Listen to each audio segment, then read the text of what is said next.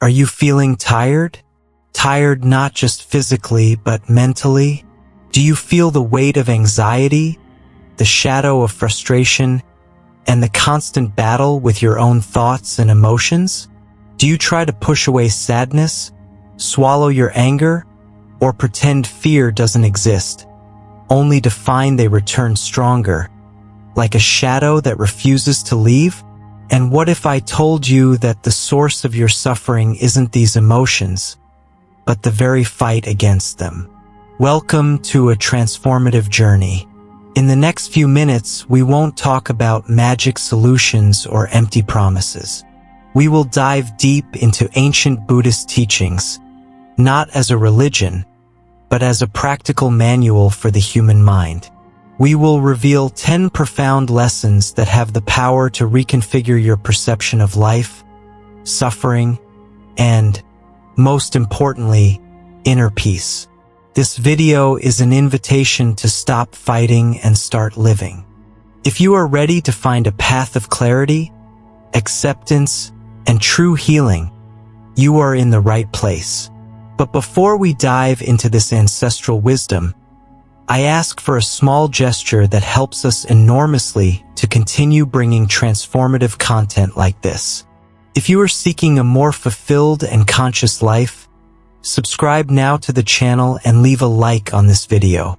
Costs you nothing, but it means the world to us. Activate the bell so you don't miss any chapter of this journey. Now take a deep breath. Let's begin.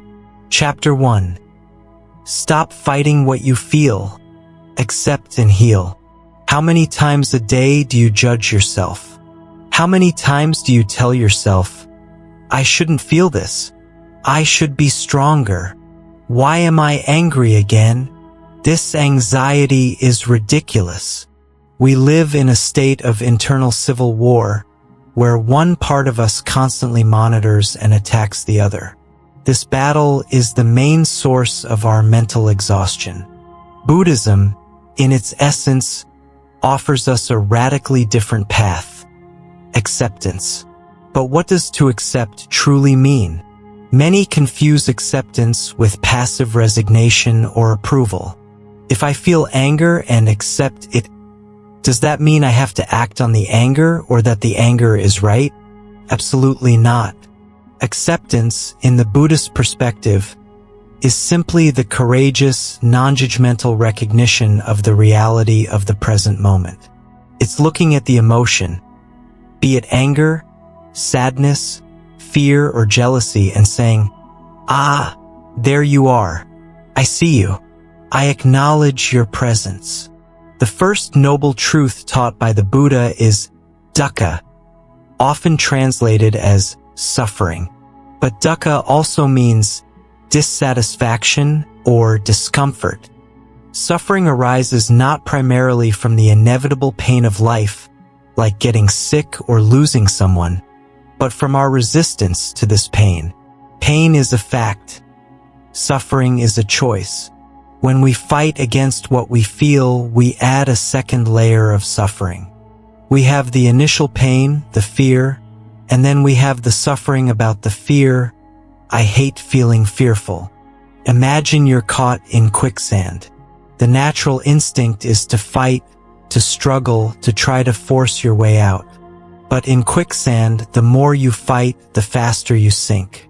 The only way to survive is to relax your body, distribute your weight, and stop resisting the nature of the sand. Our emotions are like this quicksand. When anxiety appears, our instinct is to fight it. Get out of here. I have an important meeting. I can't be anxious now. By doing this, we give the anxiety more power, more tension, and we sink even deeper into it. The Buddhist practice of mindfulness, sati, is the tool to cultivate this acceptance. When an intense emotion arises, the invitation is to stop, to pause. Instead of running to your phone, to food, or to work, you simply sit with the sensation. Where is it in your body? Is it a tightness in your chest? A knot in your stomach? A warmth in your face? Observe it like a curious scientist observing a weather phenomenon. You don't judge a rain cloud for being gray. You just observe that it's gray and raining. By doing this, something miraculous happens. The emotion, when seen and acknowledged without judgment, begins to lose its intensity. It stops screaming to be heard. Instead of being an overwhelming monster, it becomes just energy in motion. The Zen master Thich Nhat Hanh used a beautiful metaphor. He said we must treat our pain and anger as we treat a crying baby. We don't scream at the baby to stop crying. We don't throw it out of the room. We pick it up tenderly. We cradle it and say, "I know you are suffering. I am here for you. I will take care of you." This is self-compassion, karuna, in action. You become your own mother, your own caregiver. When sadness comes, you hold it. "I see you, sadness. It's okay. You can stay here for a bit." You offer your pain your full, gentle presence. Mid-journey, an important reminder. We are only at the first chapter, and the depth of this wisdom is already transformative. If what we've said so far has resonated with you, if you've felt a flicker of peace in the idea of stopping the fight, then you are on the right path. To help us bring this message to more people who are in their own internal battle, please click the like button right now. Your like tells us this content is valuable and motivates us to continue. And if you haven't subscribed yet, do it now so you don't miss the next 9 lessons. Continuing our dive into Chapter 1, the healing that acceptance offers is not the elimination of pain, but the transformation of our relationship with it. To stop fighting what you feel doesn't mean anxiety will never appear again. It means that when it does appear, it will no longer control you. It will no longer be an enemy to defeat, but a messenger to be heard. What is this anxiety trying to tell me? Maybe that something in my life is out of balance? That I need more rest? That a boundary needs to be set? Resistance is a contraction. It's a no. Acceptance is an opening. It's a yes. Yes, this is what I am feeling right now. In this space of yes, the energy that was spent fighting now becomes available for healing, for understanding, and for conscious action. When you stop fighting the current, you can use your energy to navigate the river. It is crucial to understand that emotions are impermanent. Anicca, this is another pillar of Buddhism. No feeling lasts forever. Anger arises, stays for a while, and dissipates. Joy arises, stays, and dissipates. Sadness arises, stays, and dissipates. The problem is that when a painful emotion arises, we cling to it through our resistance, and when a pleasant emotion arises, we cling to it through our attachment. In both cases, we suffer. Acceptance is the practice of allowing this natural flow of life to happen without interference. It is trusting that the storm will pass. You don't have to push it away. You just have to find a safe shelter within yourself, your mindfulness, and wait. Healing, therefore, is not an event. It's a process. It is the alchemy that happens when the light of awareness touches the darkness of pain. By accepting what you feel, you tell your nervous system that it is safe. You stop sending alarm signals. The body relaxes. The mind quiets. And in the center of the storm you've stopped fighting, you find a core of unshakable peace. Start small. The next time you feel a hint of irritation or a wave of anxiety, don't push it away. Don't grab your phone. Just stop for 30 seconds. Breathe. Feel it in your body. Say mentally, "Ah, irritation. Hello," and see what happens. You are not surrendering to the irritation. You are surrendering to reality. And only by starting from reality can any true healing begin. Stop fighting, accept, and watch the healing bloom in the space your resistance left behind. Chapter 2. The root of all suffering. Attachment and desire. In the first chapter, we learn to stop fighting our emotions, to simply accept them with compassion. But this raises a fundamental question. Where do these difficult emotions come from? Why do we feel anxiety, anger, and sadness in the first place? If acceptance is the remedy, what is the disease? Buddhism points to one central culprit, a deep root from which all our dissatisfaction springs: attachment. This is the second noble truth. The origin of suffering, dukkha, is attachment, tanha, which can be translated as thirst, craving, or desire. It's important to be very clear about what this means. Buddhism isn't saying that the desire for a glass of water when you're thirsty is a problem, or that the love we feel for our family is wrong. The root of suffering is clinging. It is the fixation, the demand that reality conform to our will. We suffer for three basic reasons. We cling to what we like and want it to last forever, craving. We cling to what we dislike and want it to disappear immediately, aversion. And we cling to a notion of self that we don't understand, ignorance. Let's look at the first, attachment to pleasure. We get the dream job, find a wonderful partner, eat a delicious meal. Our natural reaction is, this is good. I want this to last forever. I don't want this to change. But there is a fundamental principle of the universe, central to Buddhist thought, anicca, or impermanence. Everything changes. Everything. The job might become stressful. The relationship goes through difficult phases. The sensation of the delicious meal fades. Because we attach to the idea that the pleasure should be permanent, we suffer when it inevitably transforms.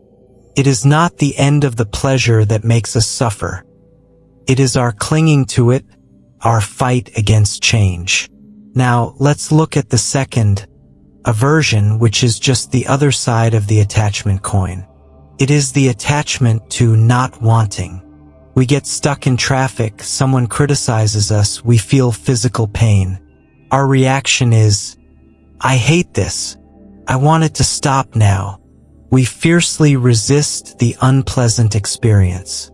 This resistance, this aversion, is a form of attachment to a state of non-pain. And, as we saw in the first chapter, this fight is what turns pain into suffering. The pain of the traffic is the discomfort. The suffering is the anger, the honking, the tension in your neck, the ruined day, all created by our aversion. Buddhism invites us to walk the middle way. This doesn't mean a lukewarm or passionless life.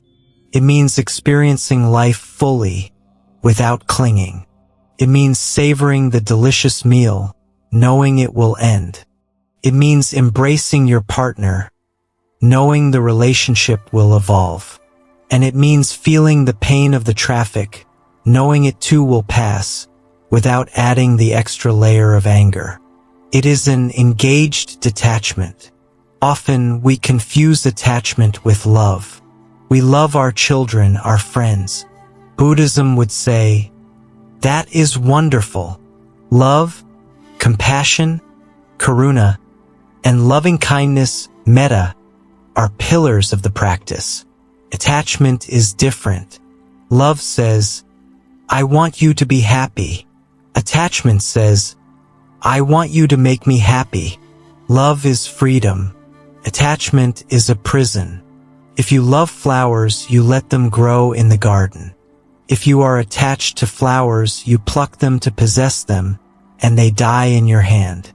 When we are caught in attachment, our happiness becomes conditional.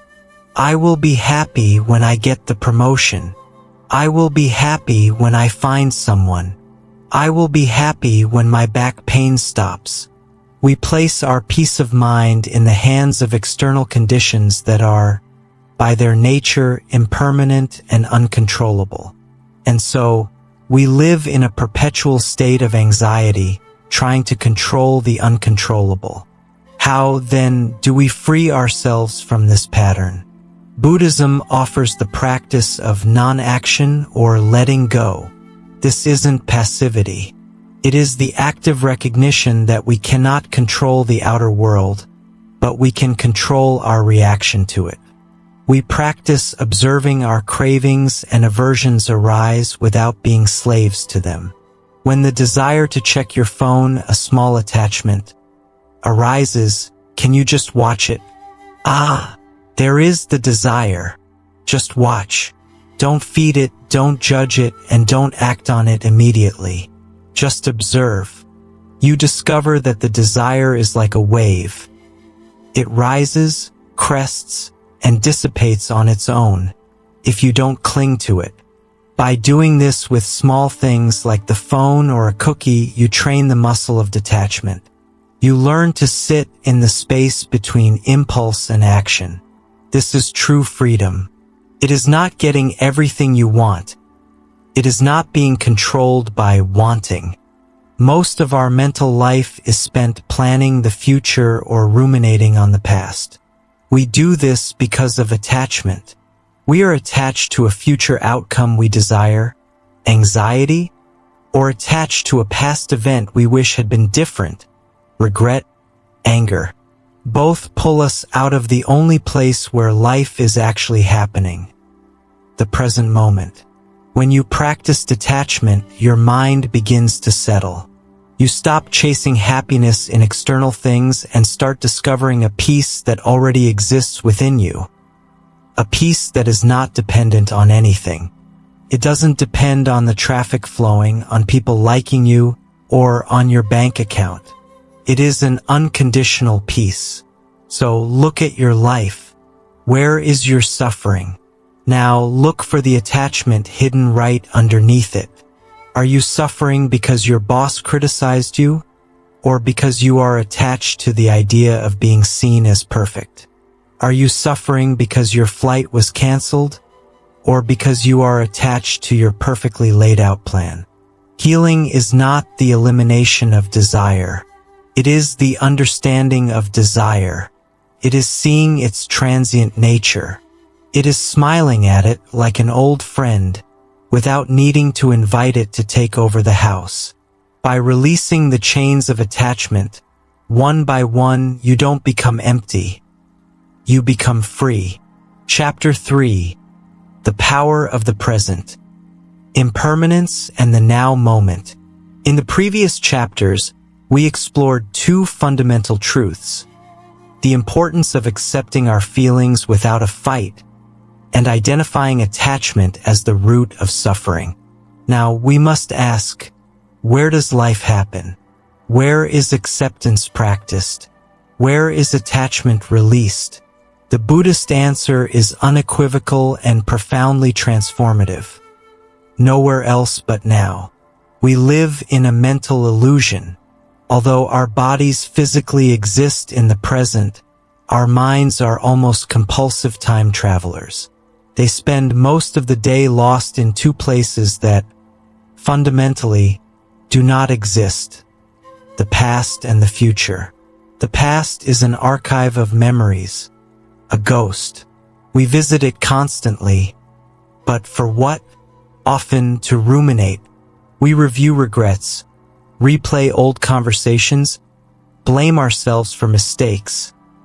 I shouldn't have said that. Or cling to past glories, trying to relive a happiness that is already gone. When we live in the past, we suffer from depression, guilt, and resentment. We are stuck in something that cannot be changed. The future is a projection, a mirage. We visit it to plan, which is necessary, but more often we visit it to worry. We create catastrophic scenarios, become anxious about what if, and base our happiness on events that haven't happened yet. I'll be happy when I retire. I'll be relieved when this presentation is over.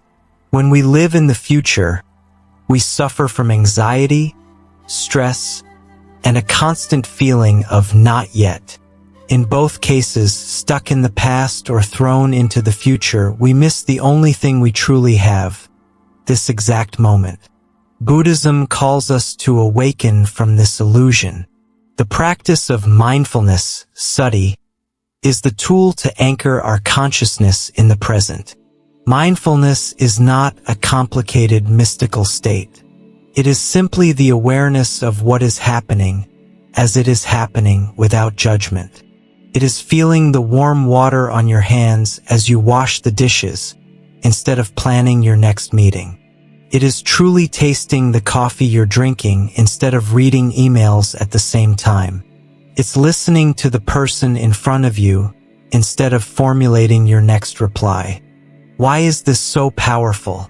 Because suffering cannot survive for long in the present moment. Suffering needs time. Anxiety is not about now, it's about the next moment. Regret is not about now, it's about the previous moment. When you bring your full attention to now, what do you find? Most of the time, you discover that in this exact second, you are okay. Even in difficult situations, if you have chronic pain, the pain is present. But the anxiety, what if it never gets better, is future. The despair, I can't stand this anymore, is a narrative built on time. In the pure present moment, there is only the sensation. And as we learned in chapter 1, we can learn to be with the sensation. In the present, we find the reality of impermanence, anicca. Everything is in flux. The past is already gone. The future is uncertain.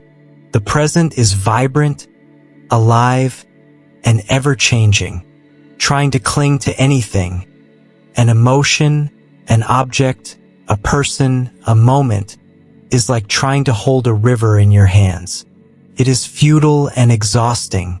Attachment, our enemy from chapter 2, is a resistance to this impermanence. We want good things to last forever, ignoring impermanence, and bad things to disappear immediately, ignoring impermanence. The practice of the present moment trains us to dance with this impermanence. By being present, you watch emotions arise and pass like clouds in the sky. A cloud of anger might appear.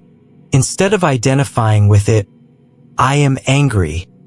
You observe it, I see anger. You feel it, honor it, and watch it transform and pass. You realize that you are not the cloud. You are the vast, open sky through which all clouds pass. This is a profound liberation. How do we cultivate this? Through the most reliable anchor we have, the breath. The breath has a magical quality. It only happens in the present. You cannot breathe in the past or in the future. At any moment you feel lost in thought, anxious, or distracted, you can simply return to the sensation of your breath. Feel the air entering, the air leaving. That's it. Every time you do this, you are training your brain, strengthening the muscle of presence. Many people think meditation means stopping thoughts. That's impossible. The mind generates thoughts just as the heart beats. Meditation is not about stopping thoughts. It's about changing your relationship with them. It's about sitting on the bank of the river of your mind and watching the thoughts float by without jumping into the river and being carried away by them. When you become more present, life becomes more vivid. The irony is that by stopping the chase for happiness in the future, you find it in the present. You find joy in the small things.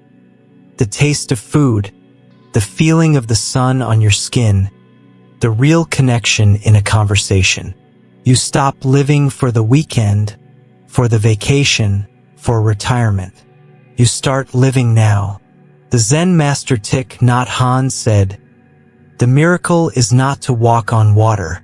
The miracle is to walk on the green earth in the present moment. The past is a canceled check. The future is a promissory note.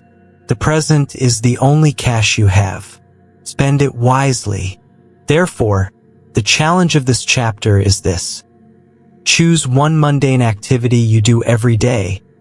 Brushing your teeth, washing your hands, waiting for the elevator. And just for those 2 or 3 minutes, do it with 100% of your attention. Feel, smell, listen.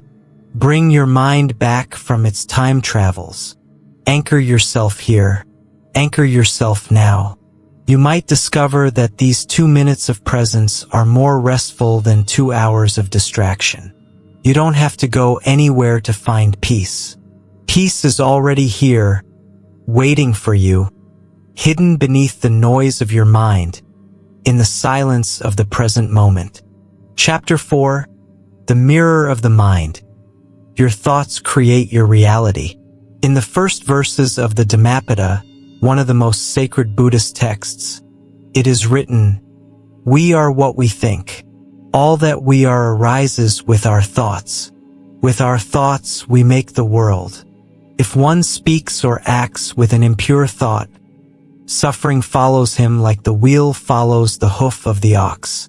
If one speaks or acts with a pure thought, happiness follows him like a shadow that never leaves." Here, in the 4th step of our journey, we find the heart of Buddhist psychology. If acceptance, chapter 1, is the medicine, attachment, chapter 2, is the disease, and the present moment, chapter 3, is the hospital where healing happens, then our thoughts are the surgical tools.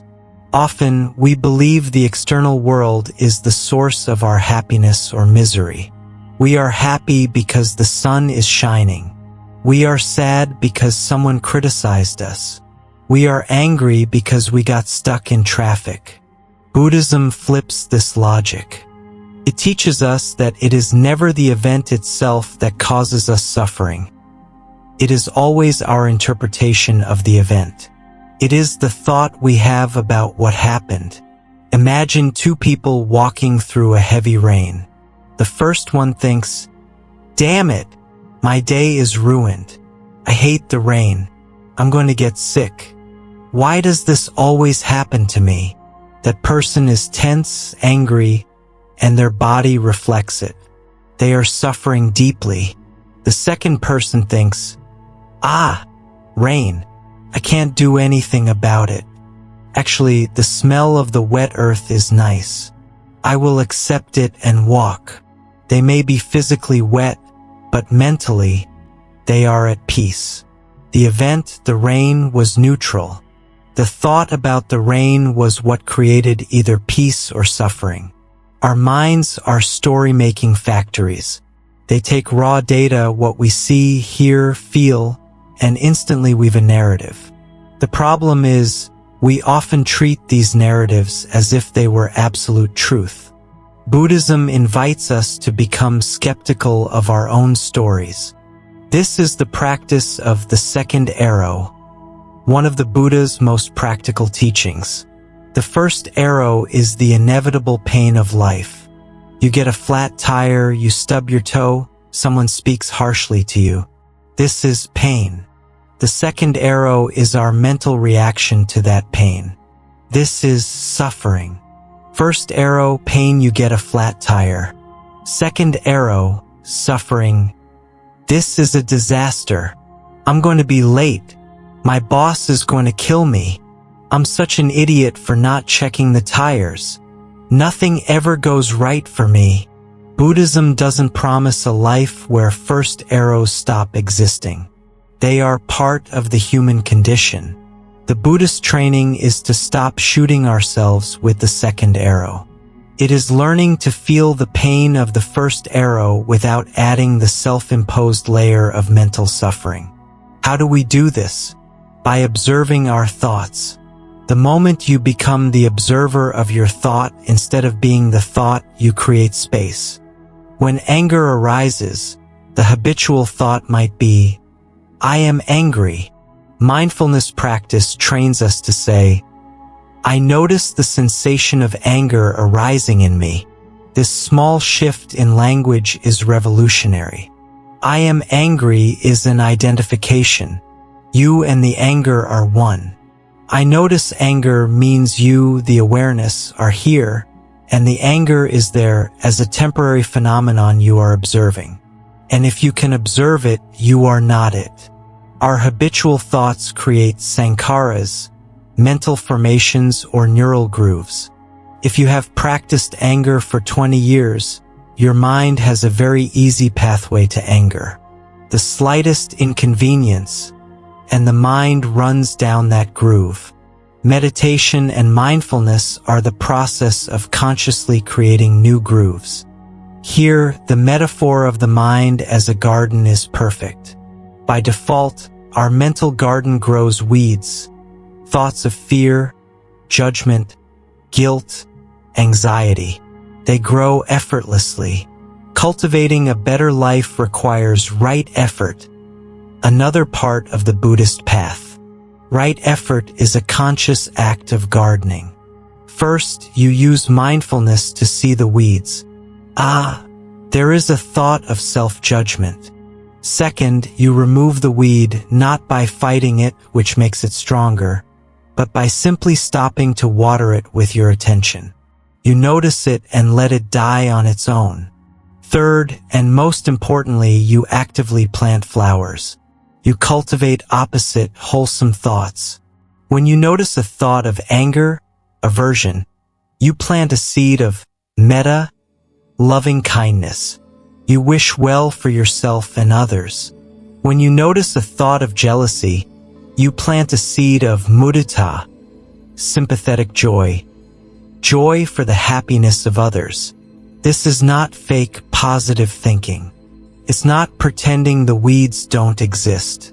It is the hard, honest work of acknowledging the weed and deliberately choosing to cultivate the flower next to it. Over time, your mental garden transforms. The flowers of compassion, clarity, and peace become stronger than the weeds of habit. You are not your thoughts. You are the sky, and thoughts are the clouds. The clouds come and go. Some are dark and stormy, others are light and white. But they are never the sky. The sky remains untouched, vast, and peaceful. Your job is not to control the weather. Your job is to remember that you are the sky. Observe your thoughts with impartial curiosity. Let the harmful ones pass without clinging, and gently nourish the ones that bring peace to you and others. Your reality will change, not because the world changed, but because the mirror of your mind has become clean. Chapter 5. The Heart of Healing. Cultivating Compassion, Karuna. In the previous chapter, we discovered that our thoughts shape our reality and that we can stop wounding ourselves with the second arrow of self-imposed suffering. But how exactly do we do this? What do we use to heal the wounds caused by years of self-criticism, judgment, and resistance? The Buddhist answer is both simple and incredibly profound. Compassion. In Buddhism, compassion, or karuna, is not a vague feeling of pity. It is not looking down on suffering from a distance. Karuna is the active response to suffering. It is the deep, visceral desire to see suffering alleviated, combined with the action to do so. It is the trembling of the heart in the face of pain. And the most crucial and often most neglected place to apply this compassion is within ourselves. We live under the tyranny of our inner critic. This voice tells us we are not good enough, smart enough, or disciplined enough.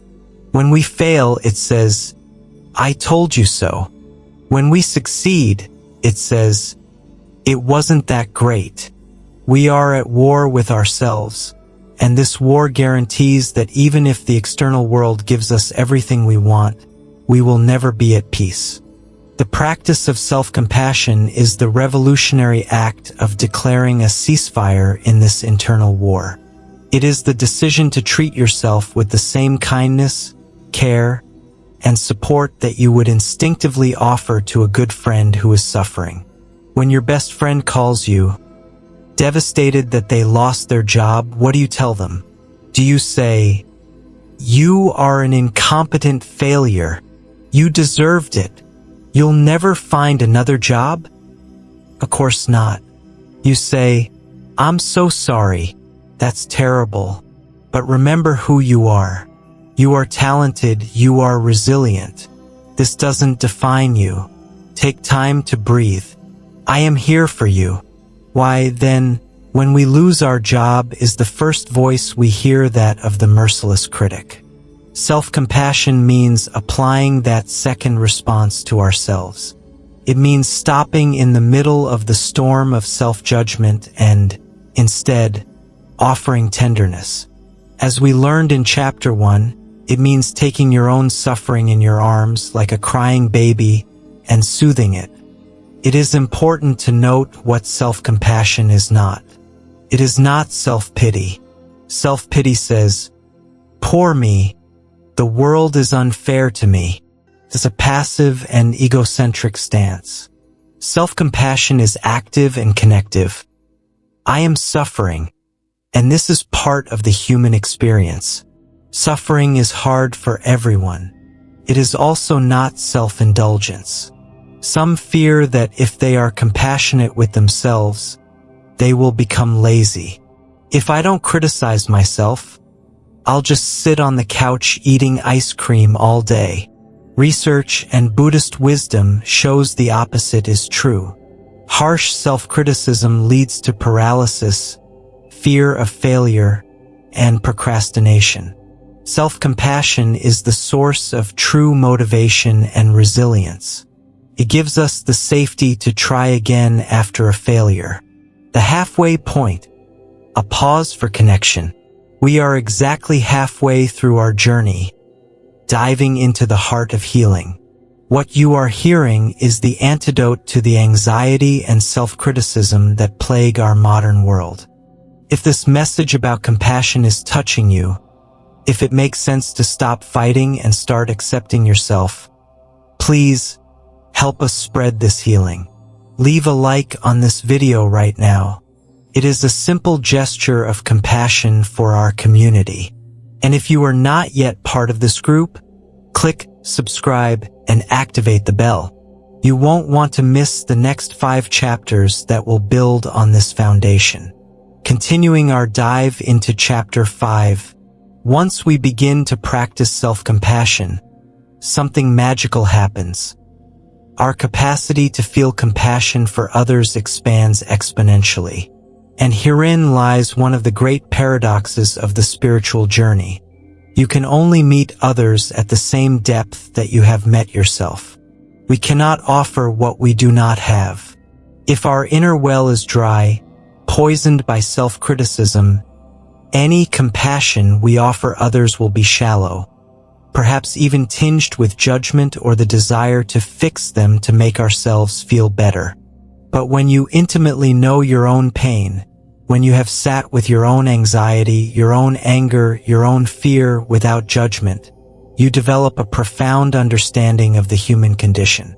You realize that suffering is not a personal problem. It is a shared destiny. When you see someone acting out in anger, instead of reacting with your own anger, defense, your heart, now trained in compassion, asks, "I wonder how much pain that person must be in to act this way." You recognize the suffering behind the mask. This leads us to the most challenging practice, cultivating compassion for the difficult person, the one who criticizes us, hurts us, or betrays us. Buddhism does not ask us to be doormats. It does not ask us to approve of harmful actions or stay in abusive situations. Compassion, in this case, might mean setting firm, clear boundaries or even walking away. But the internal compassion is different. It is the recognition that the person hurting us is, themselves, deeply caught in suffering. No one who is truly at peace with themselves goes around hurting others. Hurt people hurt people. The aggressor is first and foremost a victim of their own mind, their own ignorance, and their own attachment. Cultivating this compassion is not a gift you give them. It is a gift you give yourself. It is what frees you from the poison of resentment. Resentment, as the saying goes, is like drinking poison and expecting the other person to die. Compassion is the antidote. Compassion, karuna, along with loving kindness, metta, sympathetic joy, mudita, and equanimity, upekkha, form the four sublime states or divine abodes, Brahma Viharas. They are the heart of the practice. Start today. The practice is simple. In moments of difficulty, instead of contracting with criticism, pause. Place a hand on your heart. Feel the warmth. Breathe deeply and tell yourself, this is a moment of suffering. Suffering is part of life. May I be gentle with myself in this moment. Do not underestimate the power of this small gesture. It is the mustard seed of transformation. It is the water that allows everything we have learned to blossom. Acceptance is the soil. Detachment is clearing the stones. The present moment is the sun, and compassion is the water. Without it, nothing grows. Chapter 6. The Illusion of Separation. You are the universe, anatta. In the previous chapters, we embarked on a profoundly internal journey. We learned to accept our feelings, let go of attachments, anchor ourselves in the present, observe our thoughts, and, above all, cultivate compassion for ourselves. We have built an inner sanctuary of peace. Now, Buddhism asks us to take the next step, to take this peace out into the world, and we do so through one of the most radical and liberating teachings of all, the doctrine of anatta, or non-self. From the moment we are born, we are taught to build a self. This self, or ego, is a collection of labels. Our name, our job, our family history, our memories, our opinions, our likes and dislikes. I am John. I am a doctor. I am shy. I like coffee. I hate traffic. We believe this solid mental construction is who we are, and we spend our entire lives defending this self, polishing it, and trying to protect it from any threat. Most of our suffering, if you look closely, comes from a threat to this self. Someone criticizes us, and the self feels attacked.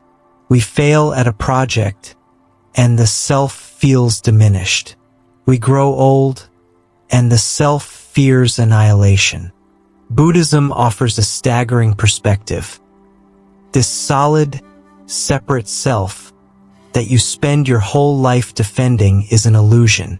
This doesn't mean you don't exist. You are reading this text. You have thoughts. You feel. But Buddhism suggests that what we call self is not a thing, but a process. It is not a noun. It is a verb. You are not a fixed entity. You are a constant flow of thoughts, feelings, sensations, and perceptions, all changing from moment to moment. Think about it. Is your body the same as it was 7 years ago? No, nearly all your cells have been replaced. Are your thoughts the same? Your opinions? Does the person you were 10 years ago still exist? The self is like a river. You can never step into the same river twice, because both you and the river are in constant flux.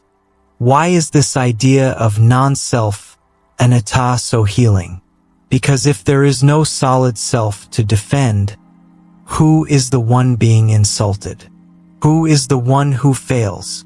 When you realize the fluid, process-like nature of your being, you stop taking life so personally. A stranger's insult is no longer an attack on your core. It's just a sound the other person made, interpreted by a temporary thought pattern in your mind. A failure at a task is not a sentence on your worth. It's simply the result of a set of actions that can be learned from and modified.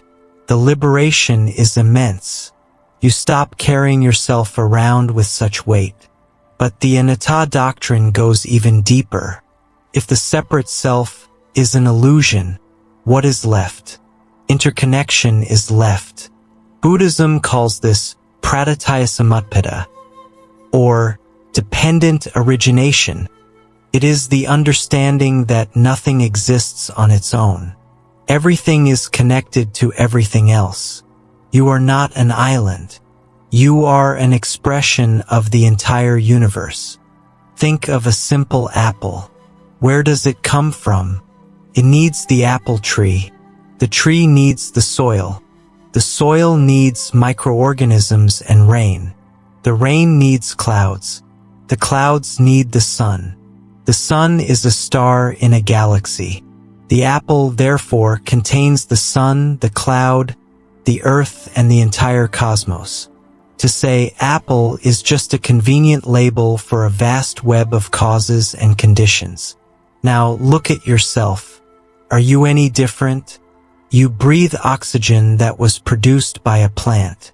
You eat food that grew from the earth and drank the rain.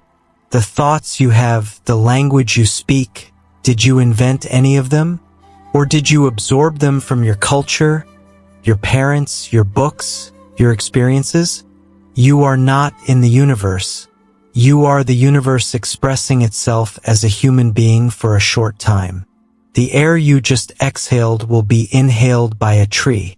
The heat from your body dissipates into the environment. You are in a constant exchange with everything around you. The boundary between you and not you, your skin, is, in fact, a completely permeable membrane. When this understanding stops being an intellectual concept and becomes a felt experience, compassion, chapter 5, stops being a practice and becomes an inevitable consequence. Why would I hurt you if you and I are made of the same stuff? How could I pollute the river if I know the river flows through me and I will drink from it? To hurt another becomes literally to hurt yourself. The feeling of loneliness, perhaps the greatest pain of the modern era, begins to dissolve. Loneliness is the product of the separate self illusion. It is the self feeling disconnected from the other. But when you realize the other is just a reflection of you in different circumstances, loneliness transforms into communion. You look at a tree and see a relative. You look at a stranger and see a mirror. The Zen master Thich Nhat Hanh called this interbeing. He said, "If you are a poet, you will see clearly that there is a cloud floating in this sheet of paper. Without a cloud, there will be no rain. Without rain, the trees cannot grow. And without trees, we cannot make paper. The cloud is essential for the paper to exist. Your suffering is not your suffering.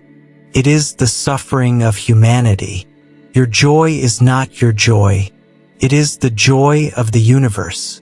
When you sit down to meditate, you are not just doing it for yourself.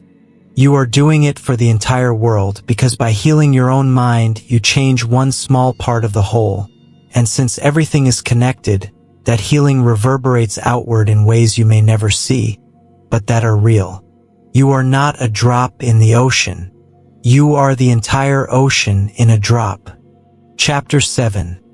The Alchemy of Pain. How to use suffering as the path, the lotus flower metaphor. Up to this point in our journey, we have established the foundations of peace. Acceptance, detachment, presence, the power of thought, compassion, and the reality of our interconnection. But now we come to an inevitable question. This is all very nice in theory, but what do we do when life is truly terrible? What about when the pain isn't a small inconvenience, but a seismic event. The loss of a job, the end of a relationship, a serious illness, the death of a loved one. Here, Buddhism offers one of its most profound and transformative teachings, which can be summarized in the beautiful metaphor of the lotus flower. The lotus flower is a revered symbol in many Eastern cultures, and for one very specific reason. It is a flower of exquisite, pure, and stainless beauty that grows exclusively from the darkest, thickest, and dirtiest mud. It does not grow in well-tended grass fields or in rose gardens. Its root is in the mire. This is the great truth. In life, as in nature, there is no transformation without difficulty. There is no enlightenment without suffering. Buddhism is not a path to avoid suffering. It is a path to use suffering. In our Western culture, we often treat suffering as a mistake. Something has gone wrong. If we are sad or anxious, we believe we are broken and must be fixed. We run to numb the pain with distractions, medications, or shallow optimism. Buddhism tells us, wait, don't waste this pain. This mud is the fertilizer for your growth. The third noble truth of the Buddha is Nirodha, the cessation of suffering. It states that liberation is possible. But this liberation does not come from avoiding the mud. It comes from learning to grow through it. When difficult events happen, our instinctive reaction is aversion, the no we discussed in Chapter 2. I don't want this. This shouldn't be happening. We fight, we resist, and as a result, we get stuck. Buddhist alchemy invites us to do the opposite, to turn towards the pain with courage and curiosity. The teacher Pema Chodron calls this leaning into the sharp point. When your heart is broken, instead of immediately looking for a new partner or going out drinking, the Buddhist path is to sit with the sensation of heartbreak. What is it? Where does it hurt? Is it a tightness in the chest? An emptiness in the stomach? Observe it with the precision of a scientist and the tenderness of a mother. Chapters 1 and 5. In this act of compassionate observation, the pain begins to transform. It stops being an overwhelming monster and becomes energy. But something even more profound happens. It becomes a teacher. Suffering is the great purifier. It burns away what is not essential. When you are faced with great loss, the ego, the pride, the petty worries about what others think, all of it falls away. You are stripped down to the essential. And in that raw, vulnerable space, you have the opportunity to discover a strength you never knew you had. You discover the resilience of the human spirit. Thich Nhat Hanh said, "No mud, no lotus." This means that happiness and suffering are not opposites. They are dance partners. They interare. As we learned in Chapter 6, happiness that has not known suffering is fragile, superficial. It is the happiness of a child who has always had everything. But the happiness that blooms after knowing deep pain is robust, stable, and full of compassion. When you know your own darkness, you become less afraid of the darkness in others. You become a healer. Your pain, once metabolized, becomes your greatest gift to the world. You no longer offer people easy solutions. You offer them your deep, knowing presence, your quiet certainty that they, too, can survive the mud. Suffering is also the catalyst for impermanence, anicca. When life is good, we get attached and forget that everything changes. Pain, the job loss, the breakup, is the brutal reminder nothing is permanent. First, this sounds like bad news, but in fact, it is the greatest of liberations. If pain was permanent, we would be stuck in it forever. But because everything changes, we know that this too shall pass. the most violent storm eventually quiets. Knowing this gives us the endurance to withstand the dark night of the soul. So, how to apply this? The next time you face a challenge, big or small, try to change your internal question. Instead of asking, "Why is this happening to me?" ask, "What is this trying to teach me?" That anger you feel towards your colleague, what is it teaching you about your own boundaries or your need for control? That anxiety about the future, what is it teaching you about your attachment to specific outcomes? That deep sadness of a loss, what is it teaching you about the depth of your love and the preciousness of the present moment? Do not run from the mud. Do not try to cover it with plastic flowers. Have the courage to plant a seed of awareness right in the middle of it. Water it with compassion. Give it the light of your mindfulness. And then be patient. Healing is not linear. Growth takes time. But inevitably, something will begin to sprout. First, a small stem of acceptance. Then, a leaf of understanding. And one day, without you even realizing it, you will breach the murky water and bloom into something of unimaginable beauty. You will not be the person who avoided the pain. You will be the person who transformed it. And that is the true victory. You will be the lotus. Chapter 8. Beyond the Gods. The Power of Right Action, Karma. In the previous chapters, we did deep internal work. We sat in silence, observed our thoughts, cultivated compassion, and learned to transform our pain into wisdom, like the lotus in the mud. We developed a profound philosophical understanding. But Buddhism was never intended to be a purely passive or isolated practice. It is a way of life, a recipe for how to exist in the world. Now we must ask, how do we take this inner peace off our meditation cushion and put it into action in the chaotic world of traffic, work meetings, family dinners, and social media? The answer lies in one of the most misunderstood words from the East, karma. For many, karma is a cosmic system of reward and punishment. He got fired? Must be karma. She won the lottery? What good karma? But this is an oversimplification that sounds more like divine revenge than profound Buddhist psychology.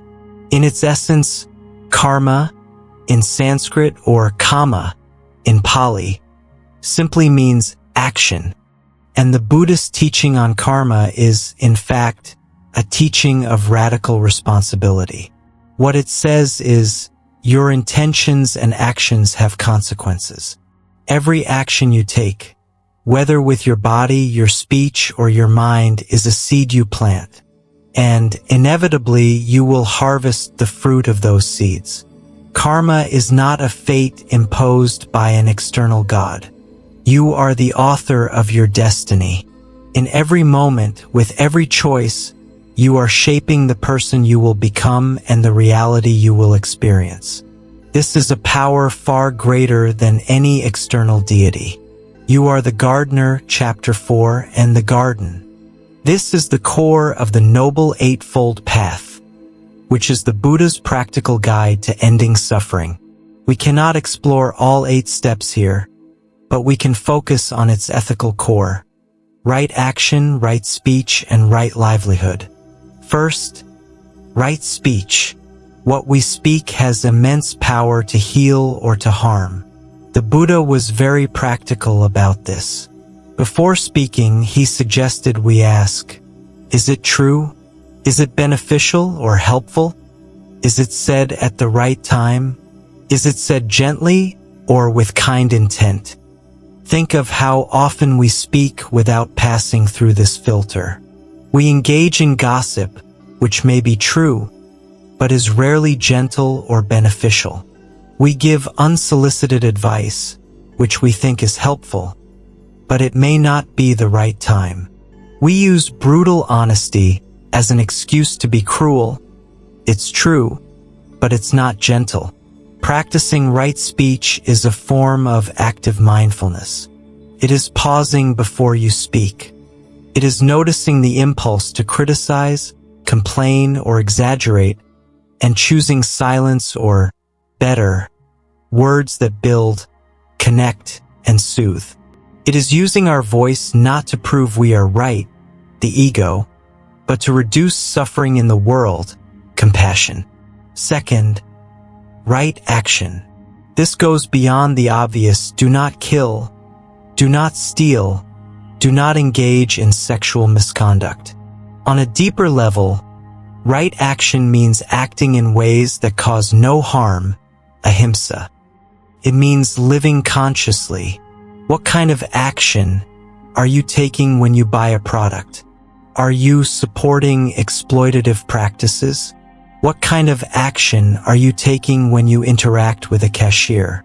Are you adding stress to their day or offering a moment of recognition and kindness? Right action is compassion in motion. It is the practice of seeing interbeing, chapter 6, in all things. If I know that you and I are connected, to harm you is to harm myself. Right action, therefore, isn't about following rules to win karma points for a future life.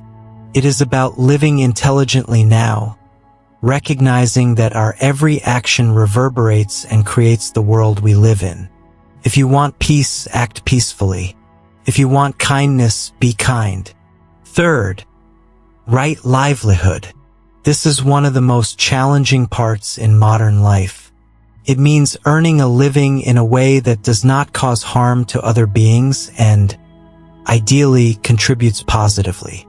The Buddha specifically mentioned avoiding trade in weapons, in living beings, slavery, in meat, on a large scale, in poisons, or in intoxicants.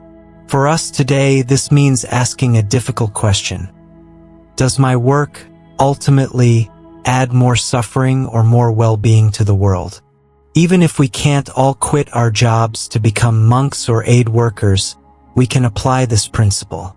We can refuse to participate in unethical practices at our workplace. We can treat our colleagues with compassion.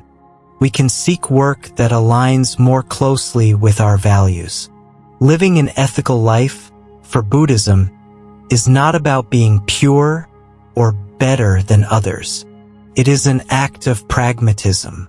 A life based on lies, harm, and greed is a life that inevitably leads to anxiety, fear, and isolation.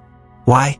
Because deep down, you know your actions are in conflict with the truth of interconnection. You are building a false self that must be constantly defended. In contrast, a life based on right speech and right action is light. It is transparent.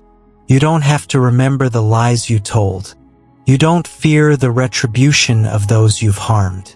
You can put your head on the pillow at night with what Buddhists call a blameless conscience, one of the greatest prerequisites for joy and deep concentration. Do not underestimate the power of your small daily actions. A smile to a stranger is karma. Letting someone into traffic is karma. Truly listening to a friend without checking your phone is karma. Each of these actions is a seed of healing. You don't need a miracle to change the world. You just need to start changing your own actions and your own speech. Karma is not fate. It is opportunity. It is the power to create happiness moment by moment, starting now. Chapter 9. Unconditional happiness. Sympathetic joy, mudita, and equanimity, upekkha. Throughout this journey, we have methodically deconstructed the sources of our suffering. We saw that fighting reality, Chapter 1, and attachment to pleasure/aversion to pain, Chapter 2, create a life of anxiety. We learned to anchor in the present, Chapter 3, and recognize that our thoughts create our reality, Chapter 4. We dove into compassion, Chapter 5, realized our deep interconnection. Chapter 6, learned to use pain as fuel. Chapter 7, and understood the power of our ethical actions. Chapter 8. Now we arrive at a question that lies at the heart of human desire. Happiness. What does Buddhism say about joy? Often, the Buddhist path is mistakenly seen as austere, serious, or even nihilistic. But this could not be further from the truth. The ultimate goal of the path is nibbana, nirvana, the cessation of suffering, which is described as a state of supreme, unshakable peace and happiness. Buddhism makes a clear distinction between two types of happiness: conditional happiness and unconditional happiness. Conditional happiness is the one we all know well. It is the happiness that depends on external conditions. I am happy because I got promoted. I am happy because the weather is nice. I am happy because that person loves me. The problem with this happiness, as we've already seen, is impermanence, anicca. Promotions end, the weather changes, relationships transform. Relying on this happiness is like building a house on sand. It is destined to collapse. Unconditional happiness, on the other hand, is a state of well-being that springs from within. It does not depend on the outside world conforming to our desires. It is the peace we find when our mind is calm, clear, and compassionate, regardless of the circumstances. This is what Buddhism invites us to cultivate, and it gives us two incredibly powerful tools for it: mudita, sympathetic joy, and upekkha, equanimity. Let's start with mudita. This is perhaps the most beautiful and radical of the practices. Mudita is joy in the joy of others. It is the direct opposite of envy and jealousy.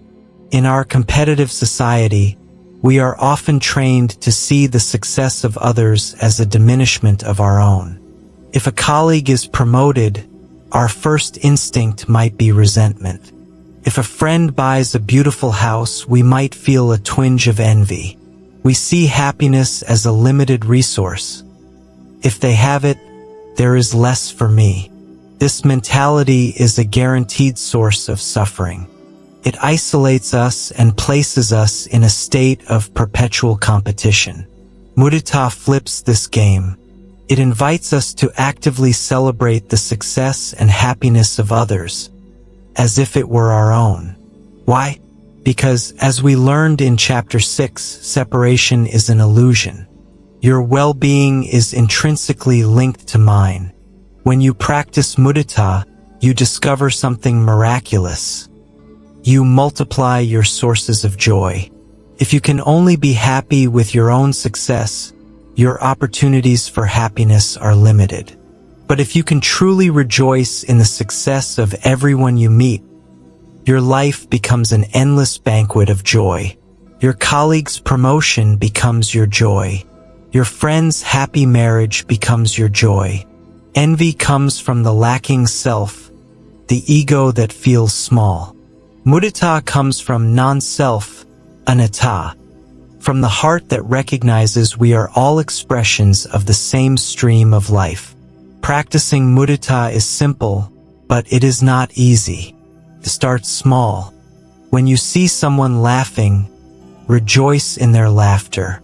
When you read about a good deed, feel joy for that action. When your rival succeeds, pause, breathe, and try to find even a small seed of joy for their good fortune. You are training your heart for abundance. The second wing of unconditional happiness is upekkha, or equanimity.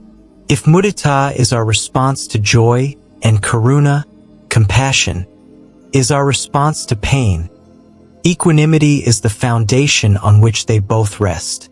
Equanimity is the balanced, spacious, and stable mind that is not thrown around by the 8 worldly winds. Praise and blame, gain and loss, pleasure and pain, fame and obscurity. It does not mean being indifferent or cold.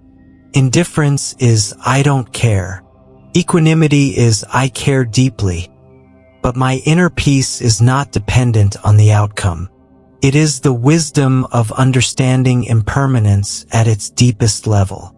It is the knowledge that pleasure will pass and pain will pass. And so you stop clinging to one and fighting the other. When you are praised, equanimity allows you to say thank you and appreciate the moment without your ego inflating and becoming addicted to more praise. When you are blamed or criticized, equanimity allows you to listen to the feedback. There might be truth in it, without being crushed by shame or defensive anger. When you gain something, money, a relationship, you enjoy it fully, but with a quiet understanding that it is not yours forever. When you lose something, you allow yourself to grieve and feel sadness, but without the extra layer of despair that comes from believing your happiness is gone forever with that thing. Equanimity is the balance of a skilled surfer. The surfer does not control the ocean.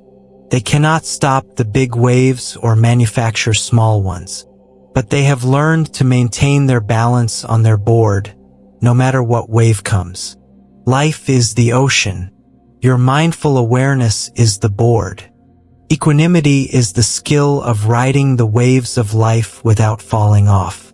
This happiness, born from joy for others' joy, mudita, and unshakable inner stability, upekkha, is the true goal.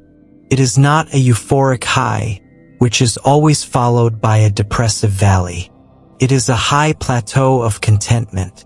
It is the deep peace that arises when you, finally, stop demanding that life be anything other than what it is. It is the joy of simply being, knowing that at the core of your being, you are already whole, you are already home. Chapter 10. The path is the destination. Living the journey, the middle way. We have reached the final chapter of our journey through Buddhist teachings for a better life. We have come a long way. We learn to stop fighting and accept what we feel. Ch1. We discovered that attachment is the root of our unhappiness. Ch2. And that the present moment is the only place life exists. Ch3. We saw that our thoughts create our reality. Ch4. And that compassion for ourselves and others is the heart of healing. Ch5.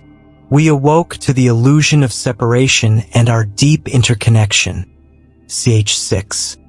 We learned to transform our pain into wisdom, like the lotus in the mud. Ch7. We understood the ethical power of our actions and words. Ch8. And finally, we cultivated the unconditional happiness of sympathetic joy and equanimity. Ch9. Now, with all this knowledge, what do we do? What is the next step? The temptation is to think we have arrived, that we now understand everything and that suffering is over forever. But the final, and perhaps most important, teaching is this: there is no final destination. The path is the destination. The practice never ends. Buddhism is not a philosophy you get once and then put on a shelf. It is a verb. It is a daily, moment-to-moment practice. This is why it is called the middle way. The middle way is the heart of Buddhist practice. It is the path that avoids the two extremes that destroy human peace. The first extreme is the path of indulgence.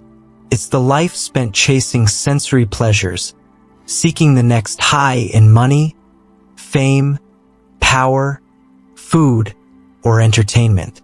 It's the belief that if I just get that one thing I want, I will be happy. As we've seen, this is a path of attachment and exhaustion, because impermanence guarantees that no pleasure lasts forever. The second extreme is the path of self-mortification or severe asceticism. It is the belief that to be spiritual, we must punish the body, reject all pleasure, and live a life of extreme denial. The Buddha tried this path before his enlightenment. He fasted nearly to death and discovered that it only weakens the mind and body, making clarity impossible. The middle way is the Buddha's discovery that peace is found neither in attachment nor in aversion. It is found in balance. It means nourishing the body with healthy food, but without gluttony. It means enjoying a beautiful sunset, but without despairing when it ends. It means having a loving relationship, but without possessive clinging. It means feeling pain, but without surrendering to despair. It is living in the world without being of the world. Living the middle way means you will fail. There will be days when you yell in traffic, unskillful action. There will be days when you are overwhelmed by anxiety about the future, losing the present moment. There will be days when you judge yourself and others harshly, lack of compassion. And here is the crucial lesson. These moments are not failures in the practice. These moments are the practice. The goal is not to become a perfect superhuman who never feels anger or fear.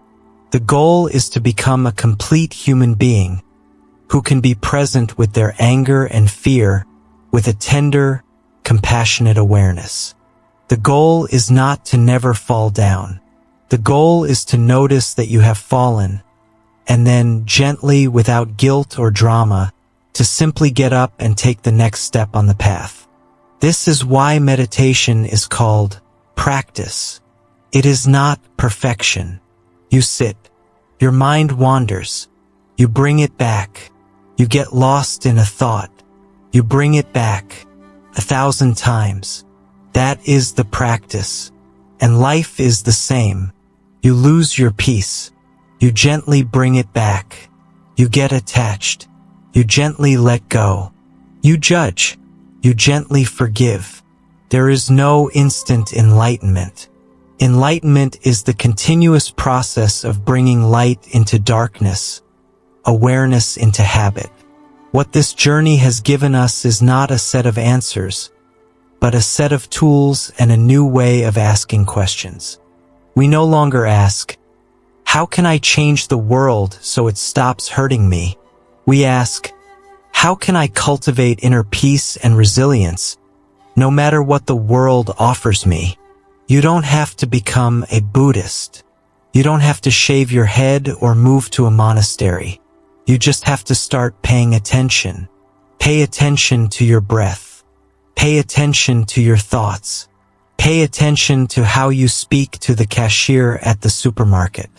Pay attention to the beauty of a single leaf. The better life you are seeking is not in some distant future. It's not in a guru or a book. It is right here. It is in this breath. It is in your capacity to stop fighting and start accepting. In your capacity to let go of what weighs you down. In your capacity to open your heart to yourself and to others. The journey of 1,000 miles begins with a single step.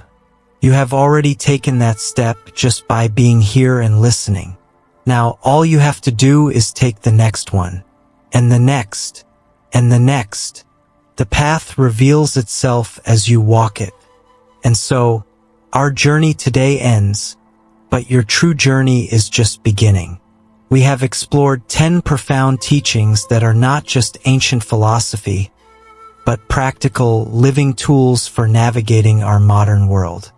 We saw that peace is not something we find out there, but something we cultivate in here. If you have made it this far, it means a part of you is ready for a change. Ready to stop fighting and start living with more awareness, compassion, and peace.